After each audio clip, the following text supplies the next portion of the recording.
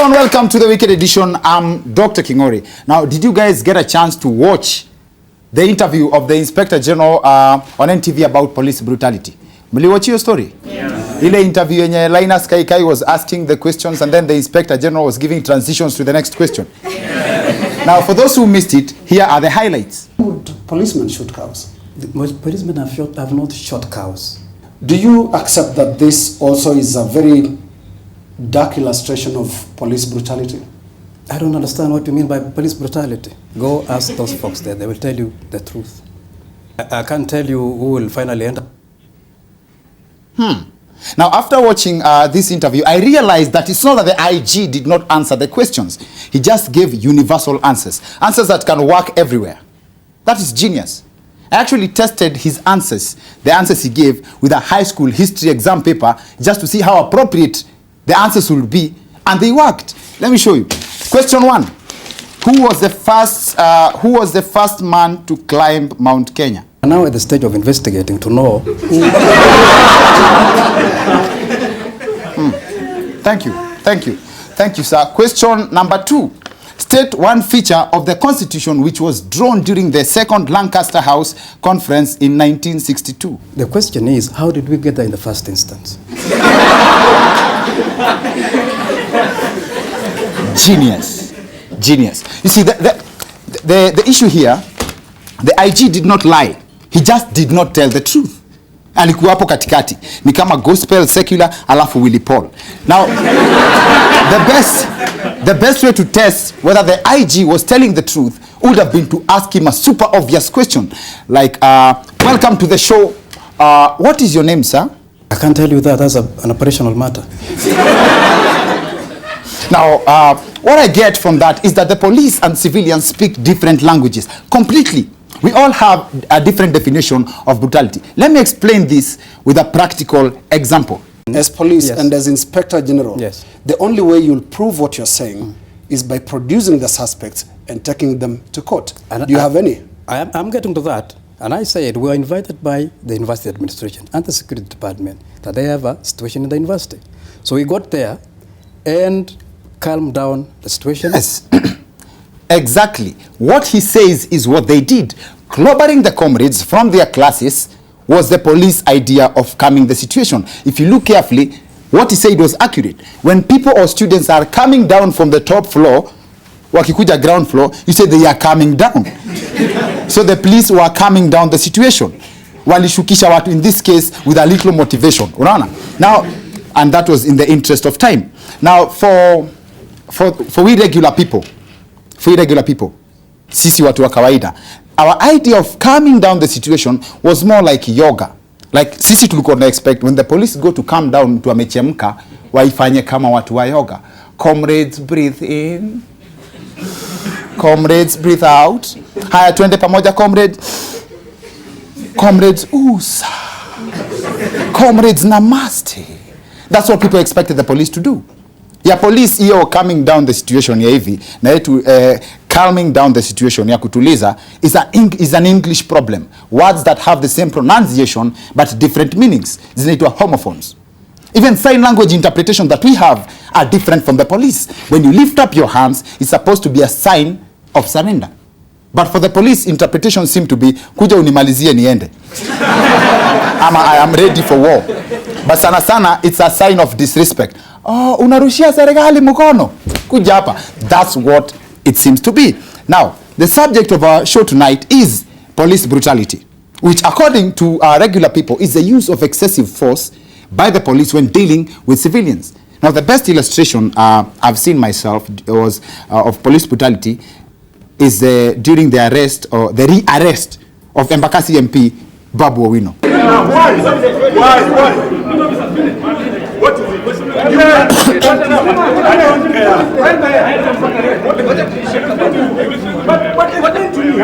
That is excessive force. First of all, why do you need that many people to arrest one individual? It's important to note, though, that not all police officers use excessive force. There are those who use reasonable force.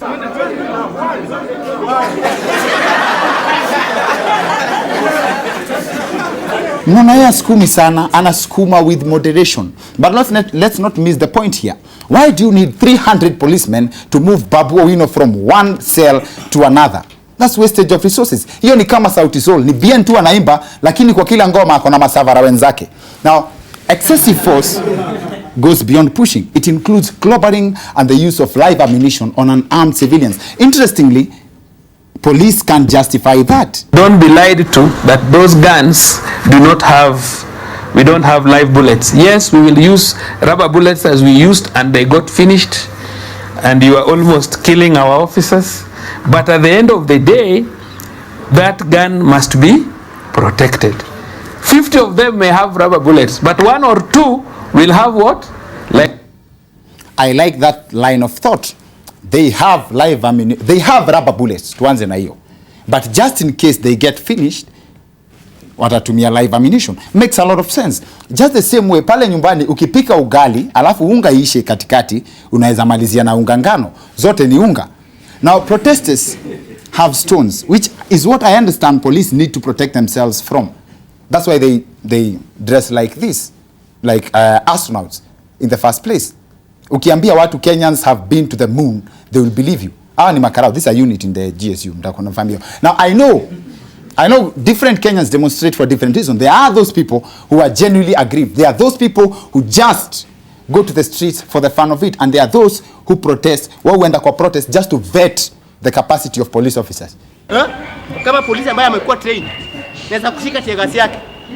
Alikuwa polisi ya ndio maana wanatuletea mpaka wanogo kutoka Kibira wakuja watupiga tiagas. Kama tiagas nimeshika. Na kama angekuwa polisi ambaye amekuwa trained, nimeshikaje tiagas? Sure, I think I just need to meet that guy if possible, just to understand the procedure yenye aliget nayo yo kakanista peke yake. Because it's not like that he walked up to the police officer and said, "Fandi." No. That wasn't a conversation. And the guy seems to be immune to tear gas. You cannot give this guy the same treatment with an innocent campus student. And that's exactly what the Kenyan police do.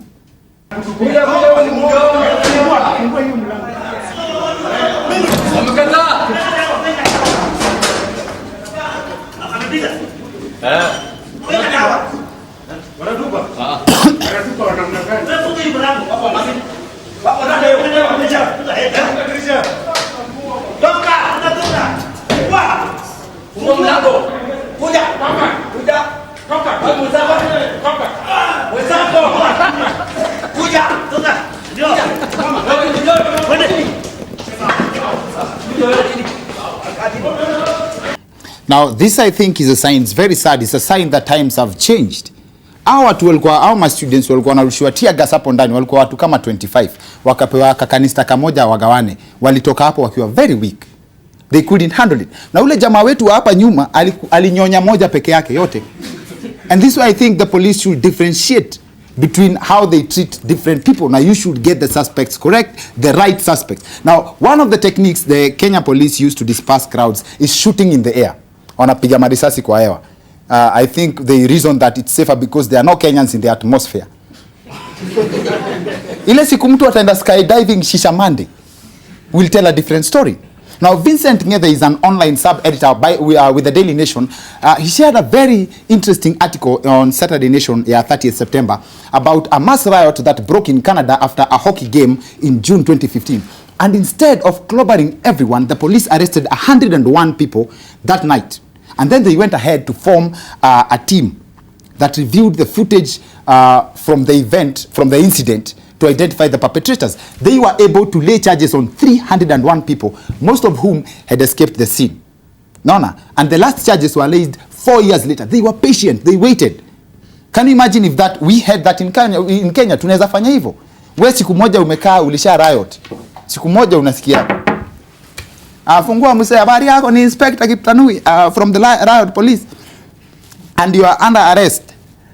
Nimefanya nini afande? Unakumbuka 1997 walimu waligoma na kuna jiwe ilikuwa supplied kwa kichwa ya afisa wa polisi sergeant. Tumepata hiyo mawe ilikuwa na fingerprints zako. We also have evidence of the same video. We have video evidence of the same. Si huyu ni wewe. Naona sasa umekuwa mzee hapa, you are young and stupid.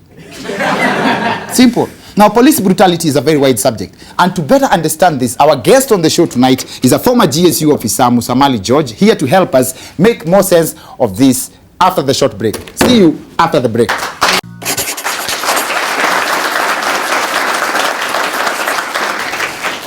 Welcome back to the weekend edition. Our subject on the show tonight is police brutality, and I'm Dr. Kingori. Our guest on the show is a security expert and a former GSU officer. Musamali George, ladies and gentlemen. Mambo. Salama. Kabisa. Yep. Wazi, karibu kwa show yetu. Asante. Kabisa. Before tuanze show, tulikuwa tunaongea na wewe ukaniambia ulikuwa mwalimu wa GSU, not just a GSU officer. So hizi tabia zote wanafanya huko, wewe umewafunza. Ni mimi nimewafunza, lakini sijawafunza ile tabia ambazo naona. The way I see them operating now is not very professional. For example, what I saw at the University of Nairobi was so disgusting. Yes. You cannot throw dawa kwa dirisha watu wakiwa ndani. Yes. Yet these people are harmless. These are people who are already have barricaded themselves in the room, meaning they are not causing any trouble. Yes. And they are not a threat to security. So why remove them out and then cause them to be harmed by the police? I think that is where they got it wrong. Okay. The books are there. The books are very clear. Okay. How do you deal with a rioters mob? You also told when a legally assembled crowd turns to become a rioters mob. Okay. And the steps you're supposed to do or to take to disperse them. And this is not exactly what I see happening now in the country. Because we've had cases. It's worrisome, yeah. We've had cases, watu wanasema polisi ndio walianza uchokozi. Like wao ndio waliona watu wameassemble wakarusha tear gas. Sasa zingine tunalaumu polisi. Wewe uliona wale jamaa wa Kisumu wakisema tear gas tunalipianga. Sasa ukiambiwa na mtu anakuambia tear gas ni yetu na tunalipanga ushuru, lazima wanyonye, wako na rights. Baba walirushiwa tear gas akisema haya hapo tear gas akatupiwa tear gas. How procedure kutupa tear gas iko because when you are going out for a riot operation, yes, you need to plan for this. And we have what we call a riot platoon. The composition of a riot platoon is supposed to be 32 officers. Yes. Out of these 32 officers, you're supposed to have 27 who are only armed with batons. Now I'm surprised to see that almost everybody is armed with a firearm. 27 wako na vitabu inasema 27 should be armed with batons only. And then you have 2 gunmen who only fire tear gas canisters. And then you have 2 riflemen who carry live rounds. Vile wino alikuwa anasema. Yes. And everything goes by order. Yes. If a peacefully assembled crowd turns to become rioters, the first step is kuna declaration inasomwa pale. Inasomwa kwa polisi wenyewe. Si kwa polisi, wale watu raia wamekusanyika pale wanasema tunataka tear gas. No, mnaambiwa sasa tunaonelea sasa mmeanza kuwa rioters. Sasa hii si peaceful tena. Kwa hivyo mnaamuriwa muondoke hapa. That is the first step. Lakini sasa siku hizi mimi huona ile step ya mwisho ya kutupa tear gas ndio polisi wanaanza nayo. Hapo ndio kuna kasoro basi. Okay. Kwa hivyo basically hata sijui this conversation can narrow down to something as simple as polisi tu wafuate law. Polisi wafuate sheria. The books are there. Yes. Na wafuate sheria kama ni kudisperse watu, they use forceful legal methods ambazo ziko kwa vitabu. It tells you exactly when to use force and what type of force. Manake kuna ile hatua ambayo inasemekana now this time these people have become true rioters, these people are destroying property, we now need to use live ammunition on these people. But when it gets to that point, it must come from an order and somebody must be identified. Kama ni wewe tunasema mtu amevaa fulani, nguo zinakaa namna fulani. Kama ni kupiga, rifleman number 1, so that tomorrow ukiulizwa nani alipiga risasi, you can be able to say rifleman number 1 and pia you can be able to account for that. Unaona, you must take responsibility. So kumbe mtu anafaa kuplan mpaka ule mtu anapigwa risasi na anapigwa risasi na nani? Na nani na ni kwa sababu na ni wapi? Kama nasema upigwe hii forehead yako sababu unaona ni mrefu, nasema piga forehead pale.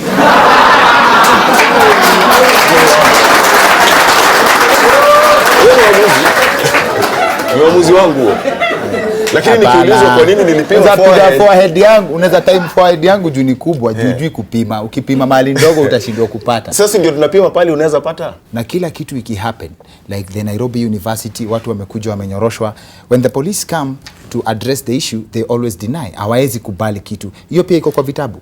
Hiyo kudeny nafikiri it's very unprofessional because Kenya tumezoea ile culture ya one thing you first downplay, deny, yes, and then forget about it. Hizo vitabu, mko na vitabu zenye vile nasema mnaenda ati leo tuna revise tear gas Unasoma baton. Like hiyo rungu kuna instruction ya hiyo rungu kuna instruction ya kutumika. Unafaa kupiga kingori wapi? Daktari akikuja na amezusha ghasia na umeambiwa baton charge this group, unaambiwa unapiga elbows, unapiga magoti na unapiga tumbo. Forehead hapana, huyu huku unapigwa huku na tumbo. Watu wa nini, this is a special message to watu wa home. You have the information now. Vaa kitu hapa at least. And eat well. Kipigwa tumbo usitapike. I find this very interesting. At the age of a GSU officer and between you're supposed to serve for? You see, the GSU is a formation in the police. And the GSU is actually the tactical wing of the police. Yes. So when you get into the GSU, there's a contract between you and the government and the police. Yes. That you're only supposed to serve in the GSU for 6 years. 6 years. 6 years. Why do they do that? From the age of 18 wakati umeandikwa, mimi niliandikwa nikiwa na miaka 18 to 6 years. Utakuwa umefika miaka ngapi? 24. 24. Yes. 24, this is the age where now you start thinking rationally. Unasema sasa nataka kusettle down, nataka kuoa bibi, you want to become a parent. Mtu kama huyo ukimtuma kwa riot, hatafanya kazi. Ukimpeleka front line, hatafanya kazi. We need young men who don't think.